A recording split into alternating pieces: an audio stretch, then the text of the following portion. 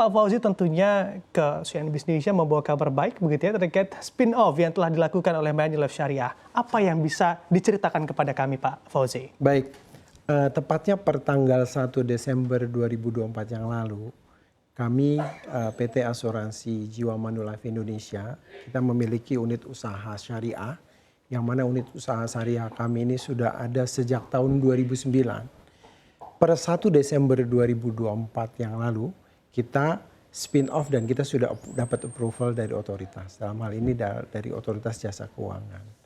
Nah itu proses yang memang cukup sangat panjang buat semua perusahaan asuransi. Kami memang punya komitmen sebagai perusahaan asuransi yang sudah berdiri di Indonesia cukup sangat lama. Manulife punya komitmen. Salah satu bentuk komitmennya adalah dengan kita melakukan spin off lebih awal sebenarnya dari target yang ditetapkan oleh pemerintah. Pemerintah itu mewajibkan semua perusahaan yang memiliki unit usaha syariah untuk spin off per 2026. Kami, Manulife Indonesia, spin off di Desember 2024. Oke, baik. Lalu apa yang tentunya juga diusahakan dan juga dilakukan di mana mampu spin off lebih awal dibanding dengan waktu yang ditargetkan Pak Fauzi? Value-nya adalah begini, kita ini sebenarnya ingin mengcover, tadi disampaikan juga oleh MC yang membuka, bahwa prinsipnya kami menginginkan banyak warga Indonesia yang bisa tercover secara proteksinya oleh kami di Manulife. Ya. Syariah sebagai negara yang majority Muslim di Indonesia, tentunya banyak sekali warga masyarakat Indonesia yang menginginkan perlindungan berbasis syariah. Dengan hadirnya kami sebagai perusahaan yang full-fledged, yang benar-benar 100% syariah, kita akan lebih fokus untuk bisa melayani dan mengcover seluruh masyarakat Indonesia dengan lebih baik. Langkahnya apa saja? Tentunya diantaranya adalah yang menjadi key driven kita adalah produk. Kita launching beberapa produk dan kita punya beberapa produk yang sudah launching dan akan kita luncurkan di tahun 2025 ini. Itu barangkali sedikit tambahan dari saya. Oke, baik. Sebelum ke produk Pak Fauzi, tadi Anda sudah sebutkan begitu ya, tujuan atau visi dari spin-off ini adalah untuk memproteksi masyarakat Indonesia tentunya, ke depannya akan lebih luas lagi. Betul. Tapi kalau dari sisi industri atau dari perusahaan dan juga korporasi, apa atau target apa yang sebetulnya ingin dituju? Iya, gini, seperti tadi saya sampaikan, berbagi, bertumbuh, berdampak ini mungkin adalah sesuatu tagline yang kami gunakan.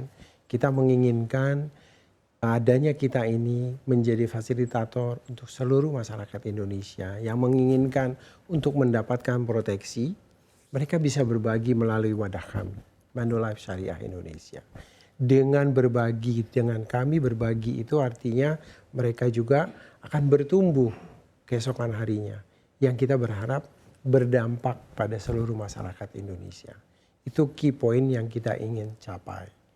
Barangkali seperti itu kali yang diinginkan oleh Manulife. Kenapa Manulife lebih dulu hadir untuk menjadi perusahaan yang full-fledged syariah di tahun 2024 ini. Oke, baik. Tadi sudah disinggung sedikit terkait produk yang akan rilis dari Manulife Syariah. Bisa disebutkan dan diceritakan juga produk-produk seperti apa dan fokusnya seperti apa yang akan tentunya dirilis oleh Manulife Syariah, Pak Fauzi? Baik. Seperti tadi saya sampaikan, objektif utama kami ini adalah kita menginginkan banyak masyarakat Indonesia terproteksi, gitu kan. Tentunya untuk terproteksi mereka perlu untuk produk tertentu yang bisa di-cover. Salah satu produk yang kita sudah launching adalah produk MPPS, produk pendidikan. Ini mungkin berbeda dengan pada umumnya produk asuransi pendidikan. Karena yang kita utamakan itu adalah produk untuk memproteksi pendidikan. Hadirnya kami harapkan affordable untuk sebagian besar masyarakat Indonesia untuk memiliki proteksi untuk pendidikan. Tentunya dengan adanya proteksi pendidikan ini membuat mereka juga nyaman untuk meyakinkan anaknya itu bisa sekolah di kemudian hari. Itu salah satu produk unggulan yang sudah kita launching di Desember 2024 yang lalu. Tahun ini kita tentunya akan punya sequels produk yang akan kita luncurkan dalam waktu dekat. Ya, diantaranya adalah produk kesehatan. Nah, kesehatan ini akan kita luncurkan dalam waktu dekat. Yang kebetulan kita ada di sini, mungkin kita juga bisa sedikit sharing. Asuransi kesehatan yang kita miliki punya uniqueness. Uniqueness-nya itu adalah tambahan proteksi ketika seseorang beribadah haji atau umroh. Kira-kira itu tambahan.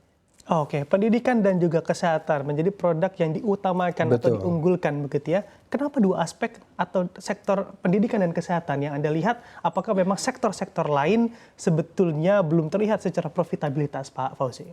Kita ngelihatnya bukan dari sisi profitability, tapi kita ngelihat dari sisi value-nya buat nasabah. Hampir seluruh masyarakat sebenarnya memerlukan proteksi untuk pendidikannya. Semua orang menginginkan anaknya itu dapat bersekolah di university yang baik di Indonesia maupun di luar negeri. Tentunya mereka harus mendapatkan proteksi.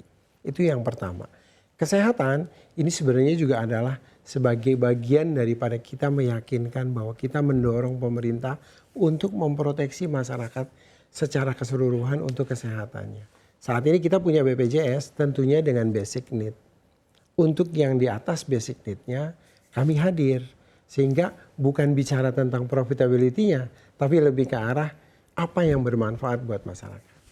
Kira-kira itu kali tambahan. Oke, di dua sektor ini, pendidikan dan kesehatan, Anda melihatnya di tanah air kita atau di Indonesia, tingkat demand dari produk-produk tersebut seperti apa? Apakah memang cukup baik atau sebetulnya masih perlu dijajaki lebih dalam, Pak Fauzi? Baik, kalau bicara tentang literasi, memang kita harus terus bersama-sama dengan semua stakeholder untuk terus ditingkatkan. Karena cerita tentang literasi asuransi di Indonesia masih rendah saat ini.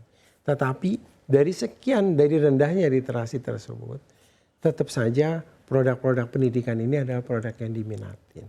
Produk kesehatan ini adalah produk lain yang juga diminati. Kita sebenarnya tidak hanya menyasar dua produk atau dua segmen ini saja, Mas Bram. Kita juga tentunya hadir untuk juga bisa memproteksi untuk keperluan whole life-nya seseorang gitu ya. Kita juga hadir untuk pensiun gitu karena kita juga punya DPRK yang cukup sangat strong juga di Manulife. Ya, jadi tidak hanya dua ini saja, tapi untuk saat ini kami baru launching MPPS pendidikan, kami akan launching dalam waktu dekat kesehatan. Tentunya kita punya sequel produk, beberapa produk yang akan hadir di tahun 2025 ini. Oke, literasi menjadi penting begitu ya, Betul. dari pernyataan Anda. Sebetulnya peran nyata apa yang juga telah dilakukan Manulife agar memang meningkatkan bagaimana literasi terkait perasuransian di masyarakat kita untuk point of view-nya, Pak Fauzi? Baik, kami ini adalah perusahaan asuransi yang sudah established di Indonesia sudah cukup sangat lama. Kita juga well involved, kita juga termasuk perusahaan yang cukup sangat aktif di asosiasi bersama-sama dengan asosiasi untuk terus mengkampen tentang perlunya proteksi, perlunya asuransi. Bentuk kampanye apa? Banyak program yang bersama-sama kita lakukan secara asosiasi maupun kami di perusahaan sendiri untuk memberikan literasi. Seperti saya sampaikan, literasi tadi tidak hanya tugas satu perusahaan tentunya, tapi semua elemen harus bareng-bareng untuk bisa membuat masyarakat teredukasi dengan baik tentang asuransi itu seperti apa.